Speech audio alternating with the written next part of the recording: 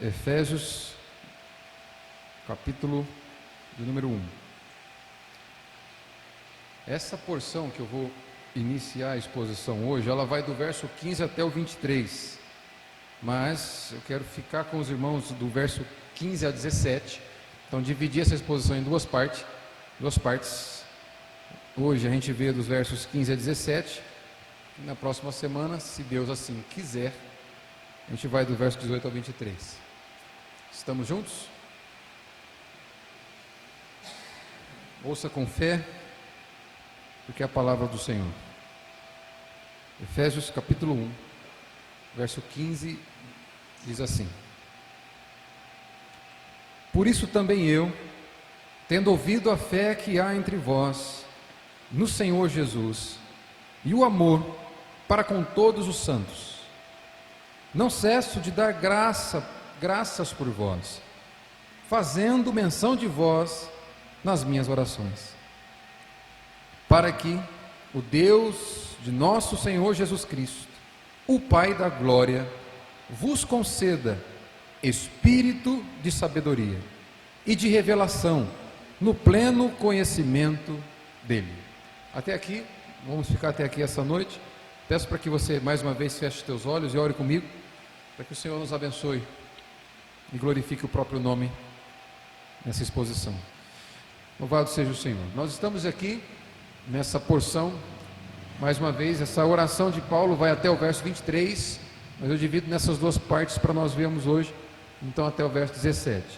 Nós estamos diante de uma oração do apóstolo Paulo, uma oração oferida ou proferida por Paulo. Essa é a primeira oração que ele faz na carta aos Efésios. A segunda oração vai estar no capítulo 3, verso 14.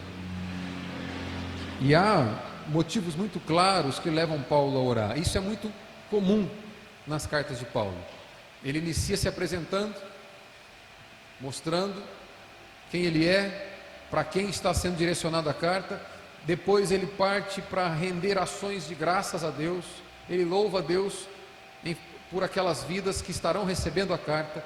Depois ele ora em favor dos leitores, entendendo que a carta aos Efésios, ela tem uma característica que nos leva a pensar que ela não foi direcionada apenas para os cristãos de Efésios, para os Efésios, os cristãos de Éfeso. A palavra no versículo 1 aí, Paulo, apóstolo de Cristo Jesus, por vontade de Deus, aos santos que vivem em Éfeso. Essa expressão em Éfeso, ela aparece em que alguns manuscritos foi colocado um espaço em branco, para que fosse preenchida, direcionada para aquela igreja que receberia. Então podemos entender que Paulo, em um primeiro momento, ele escreve pensando aos cristãos de Éfeso, porém, como ele não trata de problemas específicos daquela igreja, essa carta tem por objetivo chegar às igrejas de um modo geral. Portanto, nós estamos diante de um texto que fala diretamente ao nosso coração. A intercessão de Paulo também tem a ver com a nossa vida como igreja. O que nós vimos até aqui, no capítulo 1 de Efésios? Paulo vem bendizendo a Deus. Fica claro o contentamento do coração do apóstolo. Ele está exultante, ele está feliz, ele está plenamente satisfeito por aquilo que Deus tem feito. Ele inicia o verso 3 dizendo: bendito seja o Deus e Pai de nosso Senhor Jesus Cristo. E aí ele vai louvar a Deus, dizendo por que Deus é bendito. É isso que nós vimos até aqui. Agora, Paulo vai orar por aqueles irmãos, por aqueles cristãos. E é possível ver, e é isso que eu quero ver com vocês hoje, dois motivos para a oração de Paulo. Paulo vai orar motivado, grato por aquilo que aconteceu com aqueles irmãos, e ele vai orar motivado por aquilo que ele quer que aconteça com aqueles irmãos. Ele ora pensando no que Deus fez, pensando no que está acontecendo, no que já aconteceu entre eles, e ele vai orar pensando naquilo que ele gostaria, que ele deseja, que por meio do agir de Deus, aquela igreja possa experimentar. É isso que a gente vai ver aqui. Então, primeiro ponto, Paulo ora a oração de Paulo tem motivos anteriores. Algo levou Paulo a orar. É possível nós vermos isso, essa afirmação que eu fiz, que Paulo ora motivado por algo que aconteceu e por algo que ele quer que aconteça. E o que fez Paulo orar, o que levou Paulo a orar por aquela igreja, pode ser interpretado por essa primeira palavra que inicia o verso 15. O verso 15, Paulo vai iniciar assim: por isso, por causa disso, por esta causa,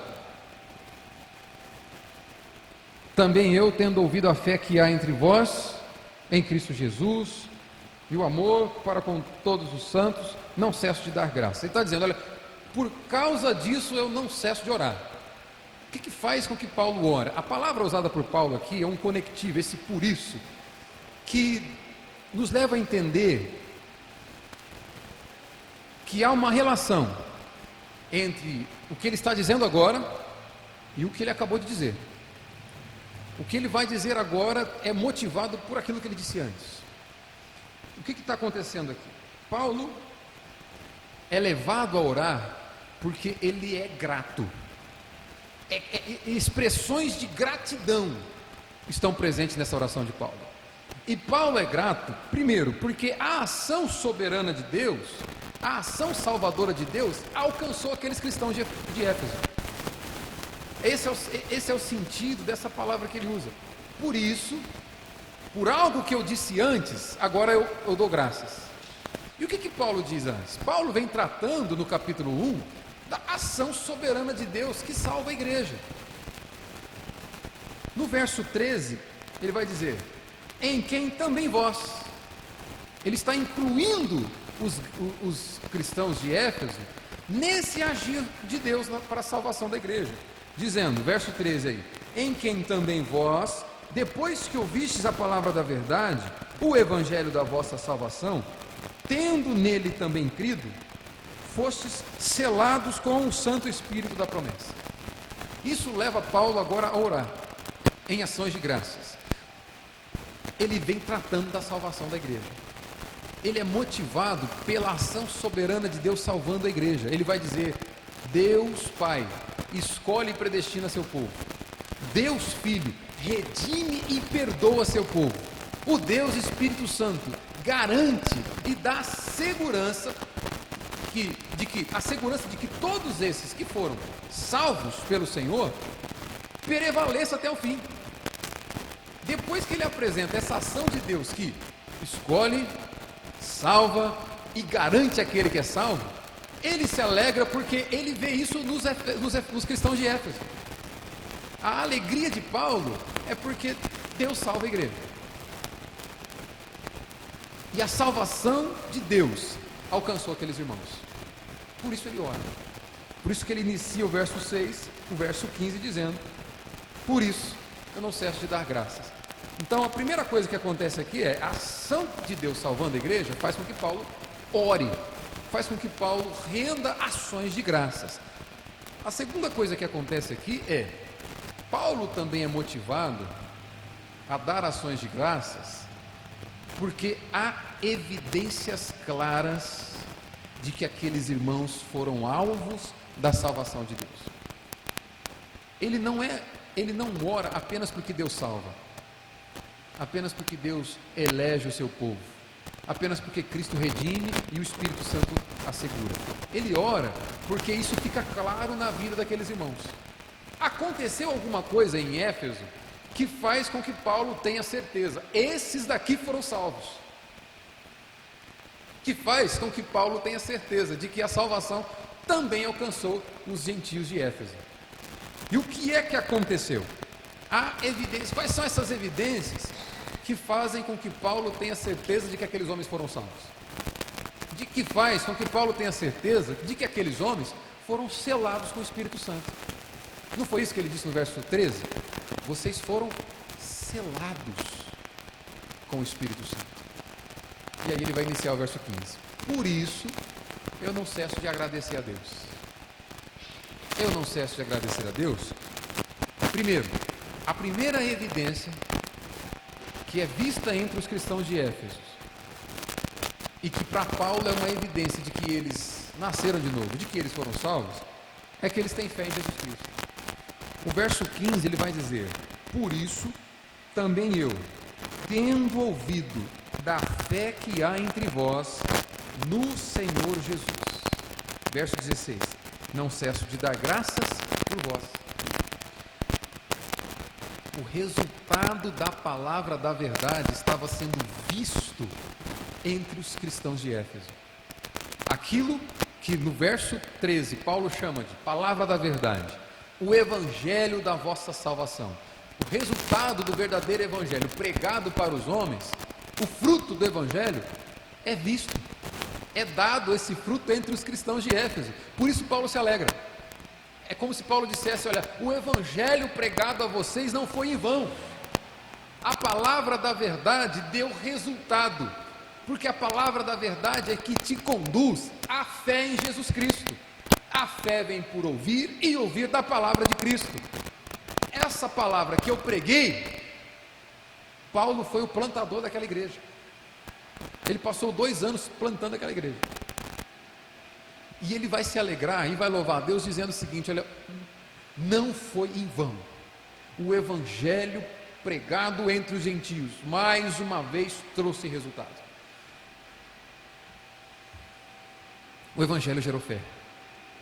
Eu louvo a Deus, eu oro, eu dou graças a Deus, porque eu fiquei sabendo que eu ouvi da fé que vocês têm em Cristo Jesus. Essa verdade, que é uma fé que brota do evangelho, sempre foi a motivação do apóstolo Paulo. É isso que mantinha o ministério do apóstolo Paulo de pé. O que mantinha o ministério do apóstolo Paulo de pé não é o que ele recebia da igreja, não é porque ele era sustentado financeiramente pela igreja. Quando ele escreve aos Coríntios, isso vai ficar claro. Ele até rejeita a oferta da igreja para não ser pesado para a igreja. Paulo não prega o evangelho por interesses monetários, financeiros. Paulo não prega o evangelho por interesses pessoais, por interesses que brotam do seu próprio coração. Paulo prega o evangelho porque ele sabe que o evangelho é poder de Deus para a salvação daquele que crê, como ele diz em Romanos capítulo 1, verso 16. E o evangelho traz como resultado a fé que o homem precisa para crer em Jesus Cristo. Por isso que lá em Romanos 1,16 ele vai dizer, como está escrito: o justo viverá pela fé. Romanos 1,17, perdão. Essa fé que é absolutamente necessária para que você viva para Deus. Essa fé que é extremamente necessária para que você saia do império das trevas e seja transportado para o reino de Cristo, para que você pertença a Cristo. Essa fé que faz com que você se agarre a Cristo, ela tem um veículo de transmissão, é o evangelho. O evangelho foi pregado entre aqueles homens, deu resultado, eles estão crendo em Cristo, e para Paulo isso é uma credencial de quem nasceu de novo. Isso é evidência de que eles nasceram de novo. Eles creem. Essa fé que se apega a Cristo, que recebe, essa fé que recebe a justiça que Cristo nos concede de graça, isso é fé em Cristo Jesus. É entender que a justiça de Cristo é suficiente para que Deus te aceite. Isso é fé. É se apegar a essa realidade, é entender, é aceitar, é se apossar da justiça que Cristo foi capaz de ter e que você jamais terá. É se apossar da perfeição que o Filho de Deus viveu, com a qual ele viveu na terra e que nós jamais viveremos. Temos como alvo isso, como o próprio Paulo vai ensinar aqui: sede meus imitadores, como eu sou de Cristo. Cristo é a estatura do varão perfeito, o qual nós devemos imitar, porque isso é vontade de Deus. Mas entenda uma coisa: você não será salvo porque imitou a Jesus Cristo. Ninguém será salvo por ter imitado a Cristo. Se nós buscamos imitar a Cristo, é porque um dia já fomos salvos. Essa é a ordem do Evangelho. Quando Paulo exalta a fé dos Efésios, ele está dizendo: aqueles homens entenderam, eles se apegaram à justiça de Cristo Jesus. Eles entenderam: eu não sou aceito por aquilo que eu faço para Deus, mas por aquilo que Cristo fez. Cristo obedeceu plenamente e Ele me dá isso. Ele coloca isso como crédito na minha conta. E Ele retira a dívida com a qual eu estava diante de Deus. A fé que se apega à justiça de Cristo e que confia que a dívida foi quitada, é a fé que Paulo viu entre os Efésios. Por isso ele louva. Duas características da fé em Cristo, irmãos. E essa fé, eu disse que de acordo com Paulo aqui, é evidência de novo nascimento. Talvez alguma vez você pode se perguntar o seguinte: como é que eu faço para saber que fui salvo? Como é que eu faço para saber que um dia de fato eu nasci de novo? E a primeira característica daquele que nasceu de novo é que ele tem fé em Jesus Cristo. E essa fé que se apossa da justiça de Cristo. Você entende? Você não é aceito por Deus porque você faz muito. Você não é aceito por Deus porque você foi capaz de ser perfeito, inerrante. Porque se assim fosse, você estaria perdido.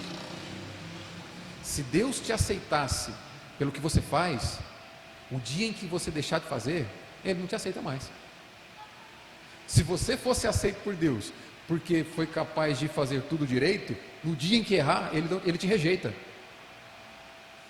Isso não é amor incondicional. O amor incondicional com o qual Deus nos apresenta, se apresenta a nós, que Paulo nos aponta aqui nos versos 4 e 5, que Ele nos amou incondicionalmente, nos elegendo antes mesmo que nós pudéssemos existir. Esse amor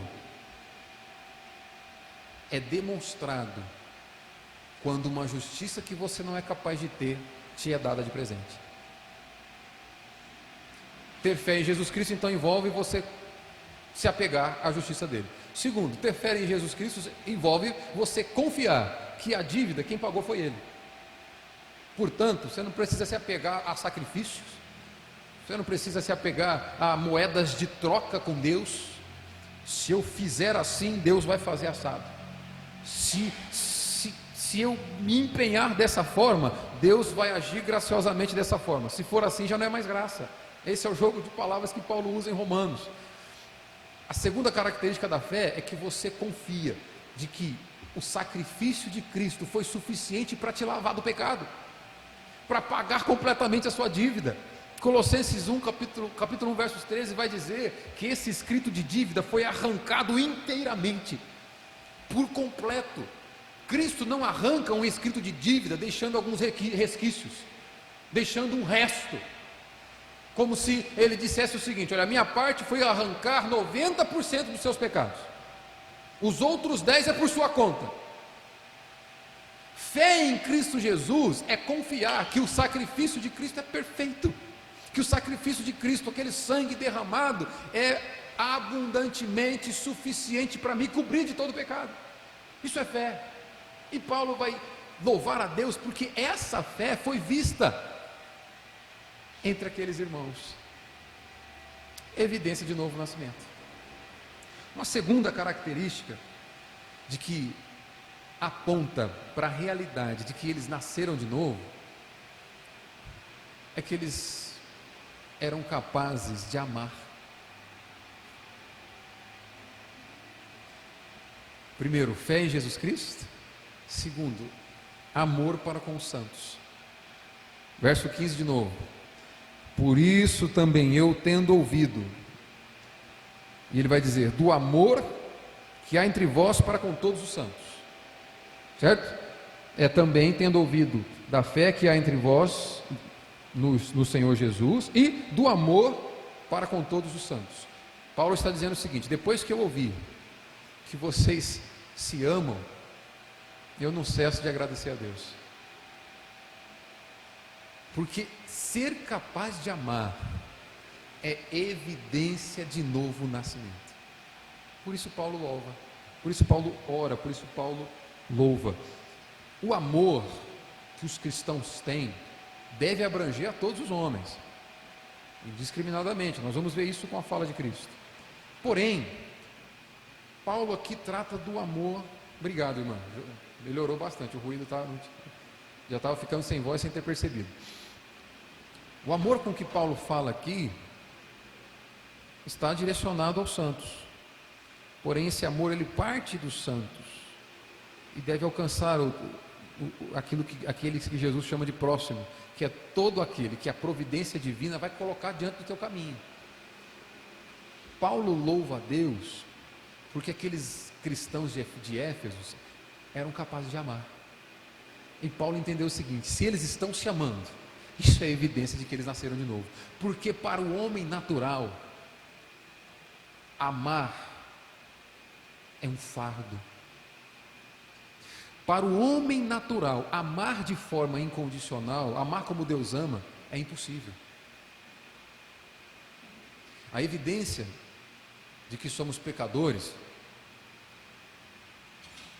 é quando o nosso amor é egoísta. É quando a gente tem dificuldade para amar aquele de quem nós não podemos tirar nada. É quando nós temos dificuldade para amar aquele que não tem nada para nos oferecer.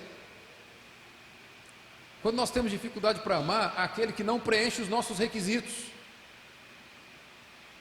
Um amor interesseiro. É fácil você e eu amarmos quem tem coisa para nos dar. É fácil você e eu amarmos aqueles que preenchem a nossa lista de requisitos. Ele faz tudo o que me agrada, não tem problema algum amar esse indivíduo. O dia em que ele pisar na bola,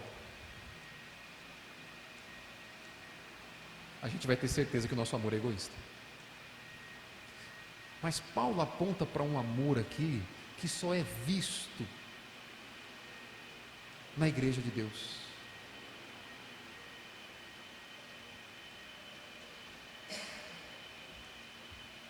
O amor é uma evidência de novo nascimento.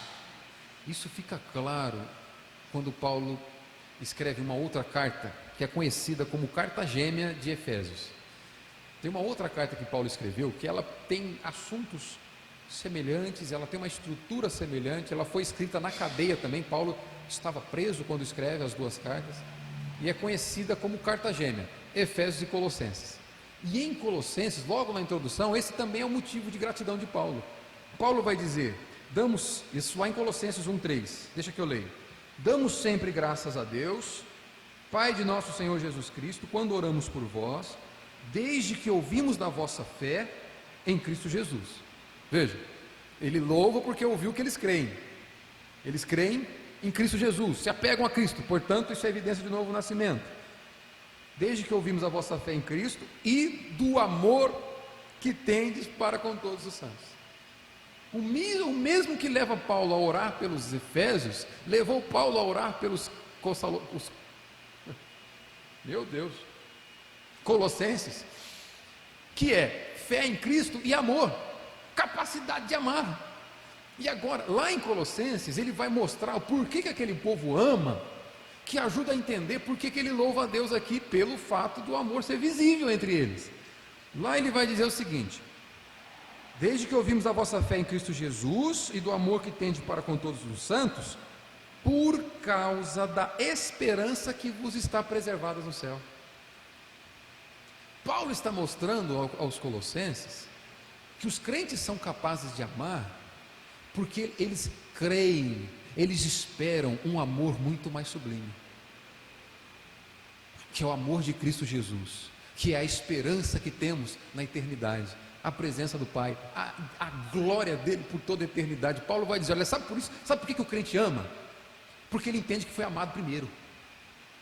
O crente ama porque ele entende que no céu o aguarda a presença eterna de Deus, onde ele vai poder provar perfeitamente desse amor.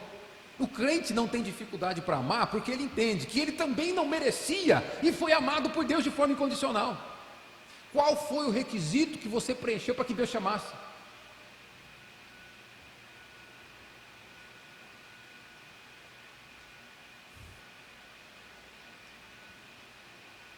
Nós vamos ver no capítulo 2 de Efésios, que quando ele demonstrou esse amor sacrificial, nós estávamos mortos.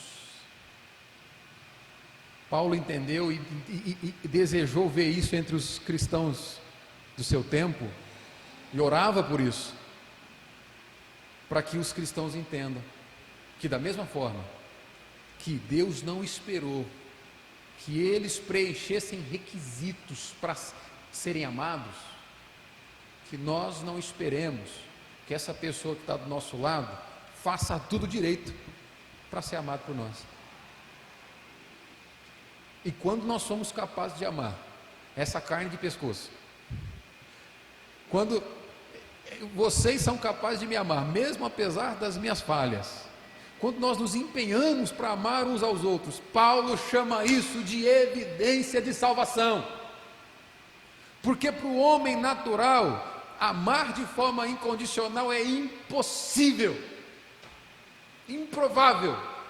O amor natural é egoísta.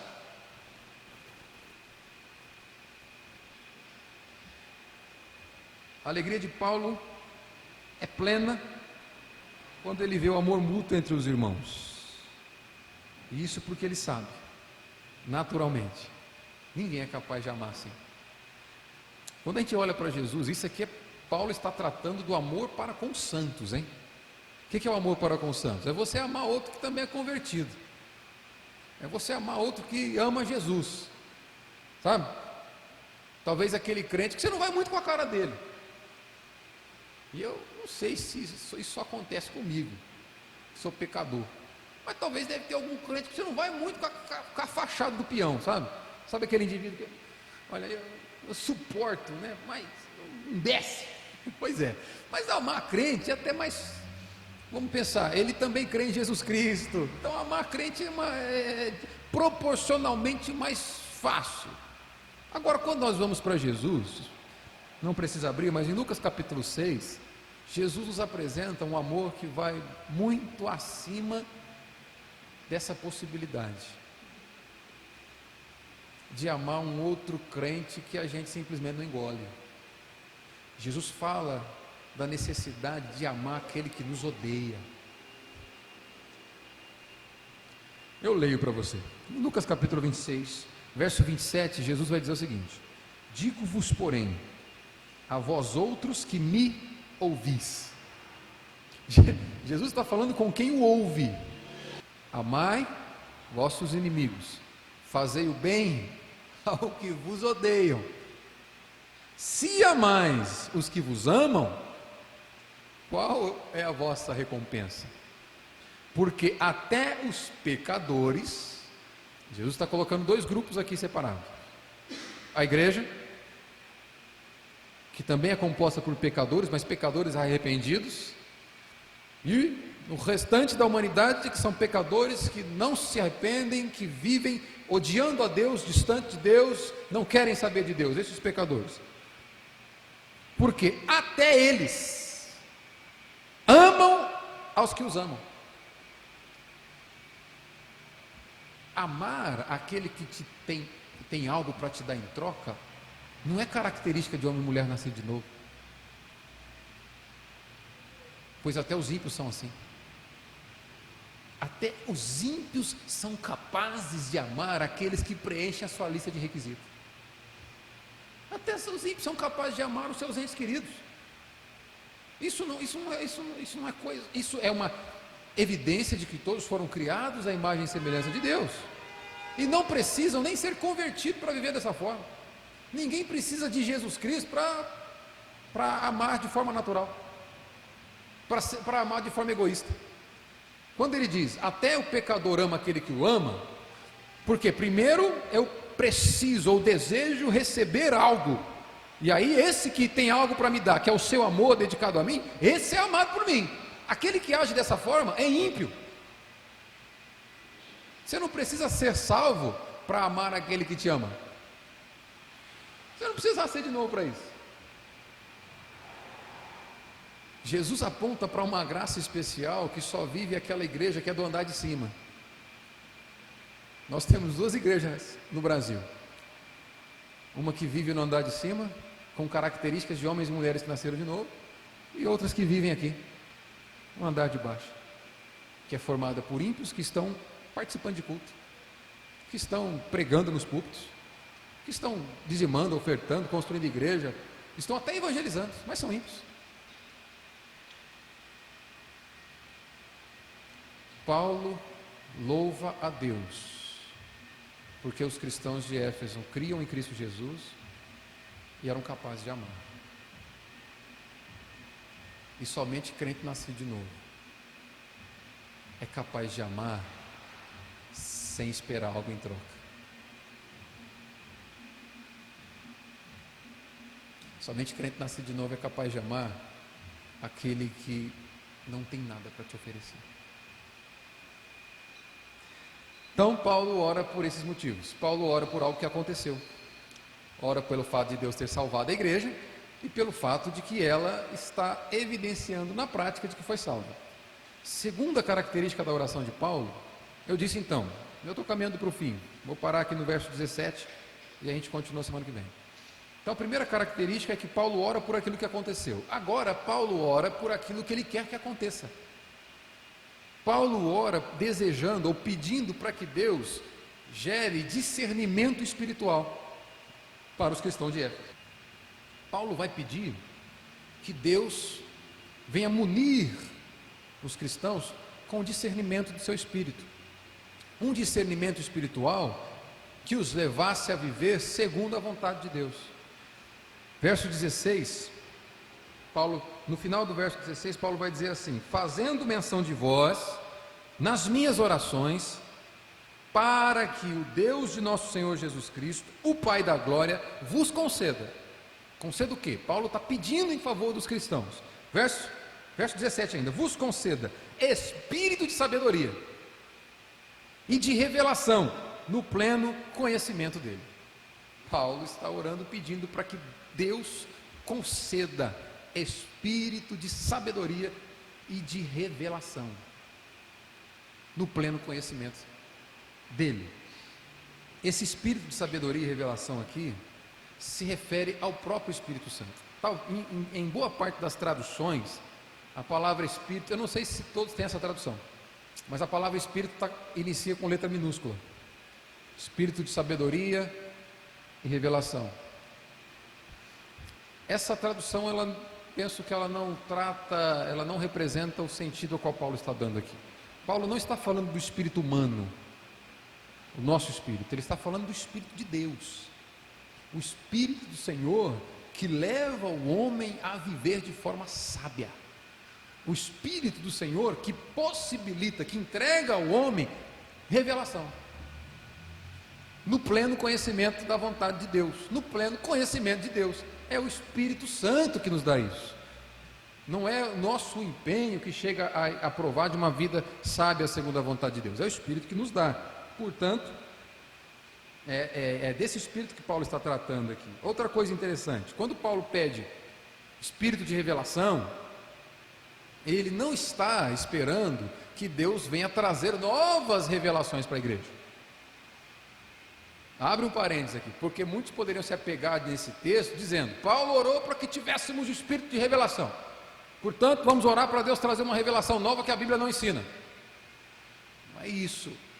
É por isso que a gente precisa ler o texto inteiro, onde ele diz: Espírito de revelação no pleno conhecimento dele. Esse pleno conhecimento é o conhecer daquilo que ele deu, e ele deu de sua palavra. Paulo está orando para que esses que têm o Espírito Santo sejam levados a uma experiência de contínuo conhecimento de Deus, por meio da revelação de Deus, que é a sua palavra, se alimentar continuamente dela, para que continuamente fosse moldado por ela. Uma coisa interessante para a gente pensar aqui, no verso 13, Paulo acabou de dizer que aqueles cristãos já têm o Espírito Santo, eles foram selados com o Espírito. Como é que agora ele ora para que Deus conceda o Espírito de sabedoria? E aí? Eles têm ou não têm? Será que ser selado com o Espírito Santo é a mesma coisa de receber o Espírito de sabedoria, ser selado com o Espírito Santo, é a mesma coisa de receber o Espírito de revelação. O próprio Paulo vai responder. Aquele que foi dado precisa agora fortalecer. Deixa que eu leio. No capítulo 3, versos 14 e 16, Paulo vai dizer assim: por essa causa me ponho de joelhos diante do Pai. A segunda oração de Paulo, ele vai pedir, verso 16: para que segundo a riqueza da sua glória, vos conceda que sejais fortalecido com poder, mediante o Espírito no homem interior. Ele está dizendo o seguinte: olha, vocês que já têm o Espírito, que o Espírito Santo fortaleça vocês, que vocês tenham uma contínua vivência, experiência com esse Espírito Santo que fortalece e que te fundamenta no amor de Cristo. Esse vai ser o contexto lá. Então aquele que foi dado deve fortalecer os cristãos agora. Paulo ora por isso. Aquele que foi dado deve agora encher o cristão. Por isso que em Efésios 5,8 ele vai dizer: não vos embriagueis com vinho, mas sejam cheios do Espírito Santo. Uma coisa é ser selado pelo Espírito, outra coisa é ser plenamente conduzido por ele. Paulo ora para que os cristãos tenham um estilo de vida segundo a vontade de Deus, e isso só é possível naquele que é cheio do Espírito. Por isso que eu disse que em Provérbios 1,7 o autor vai dizer: temor do Senhor é o princípio da sabedoria. Para Deus é sábio aquele que vive segundo a vontade de Deus. Sabedoria para Deus é você conhecer continuamente a vontade dele e viver de acordo com ela. Por isso Paulo ora para que o espírito de revelação, o espírito de sabedoria seja dado, para que o Espírito Santo instrua aqueles irmãos, encha aqueles irmãos, conduza aqueles irmãos com a vontade de Deus, para que a mente cheia da palavra de Deus resulte em corações que se movimentam de acordo com a vontade de Deus.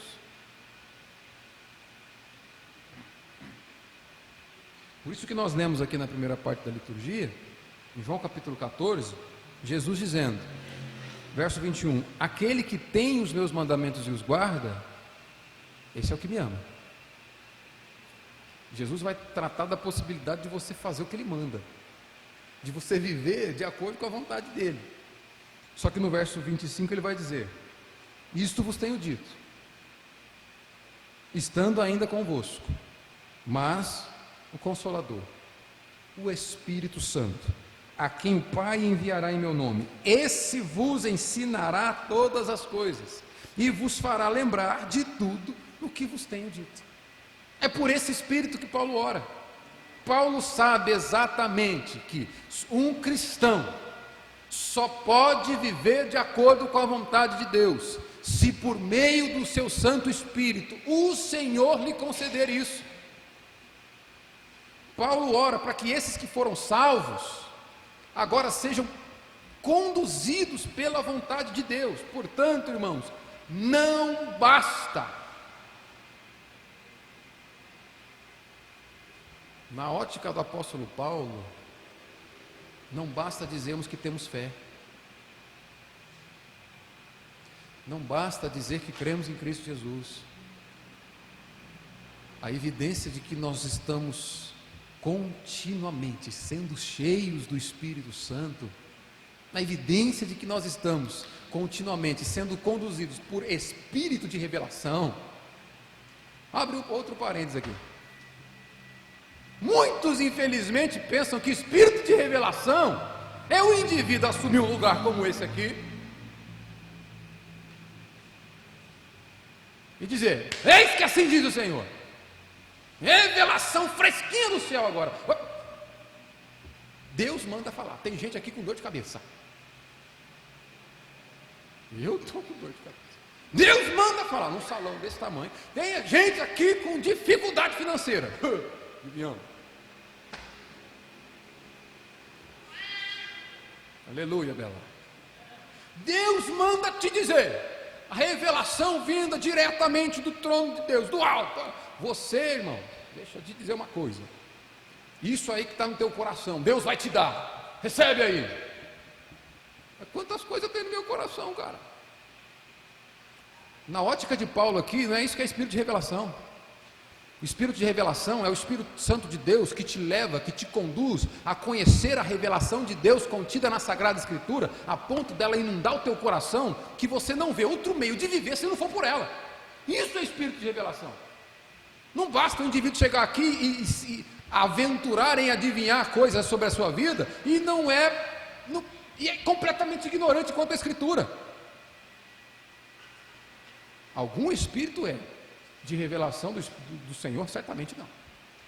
Espírito de revelação está relacionado intimamente a uma vida vivida pela Escritura, a revelação de Deus. Você a conhece, ela faz sentido para você e você vive de acordo com ela. Isso faz com que Paulo ore, fez com que Paulo orasse. Essa sempre foi a preocupação dele, que eles conhecessem a Escritura e vivessem de acordo com a Escritura, que eles conhecessem o Evangelho e vivessem de acordo com o Evangelho. No capítulo 4 dessa mesma carta ele vai dizer: rogo-vos, pois. Esse portanto, esse pois, olha, uma vez que eu apresentei esse conhecimento incrível de que Deus faz, que Deus salva soberanamente a sua igreja, de que Deus concede espírito de sabedoria para que a sua igreja viva de acordo com a vontade dele, de que Deus não tem mais separação entre gentios e judeus, Deus tem um único povo para viver eternamente para ele. Portanto, vocês que foram chamados por esse Deus, vivam de acordo com esse chamado. Sempre que Paulo vai transitar da parte teórica para a parte prática da carta, ele usa essas expressões. Agora viva de acordo com aquilo que aprendeu. Penso que se Paulo estivesse pregando para vocês essa noite, ele chegaria nesse momento da exposição e diria: portanto, o que você vai fazer com aquilo que você ouviu? Viva com aquilo que você ouviu. Eu concluo com os irmãos. Continuamos na semana que vem.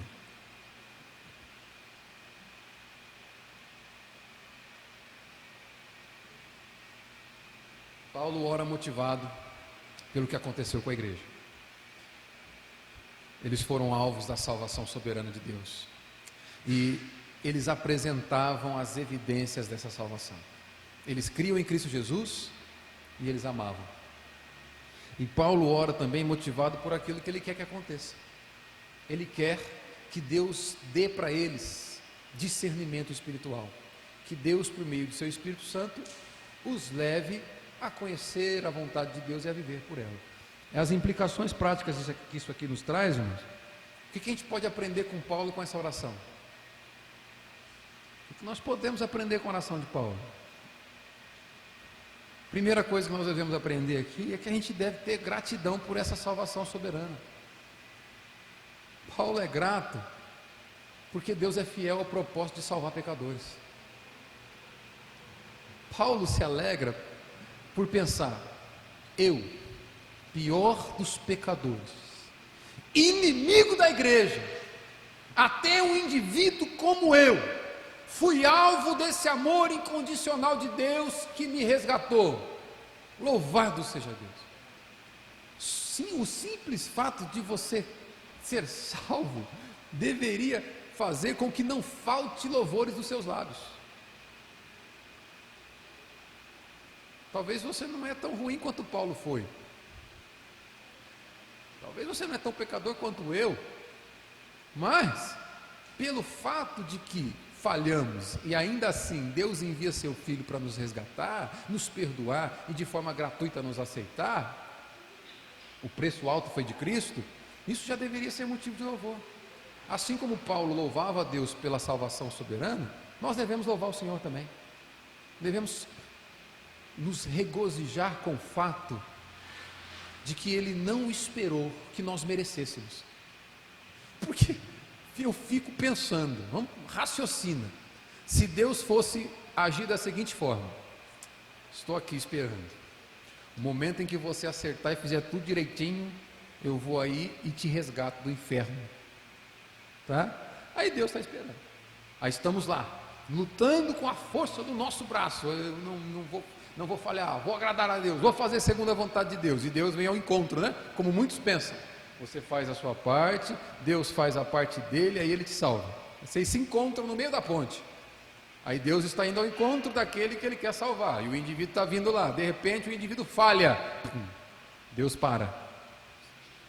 Eu até queria, mas eu não posso. Será que esse Deus soberano, ele deixa de ser soberano quando ele tenta salvar o homem? Será que Deus abre mão da sua soberania quando ele quer salvar o indivíduo? É óbvio que não. É isso que Paulo ensina com esse texto. Deus é soberano a ponto de conceder amor incondicional a quem não merecia. Por isso ele é digno de ser louvado. Outra coisa que nós aprendemos aqui é que se existem evidências de que fomos salvos, nós precisamos evidenciar isso na nossa vida.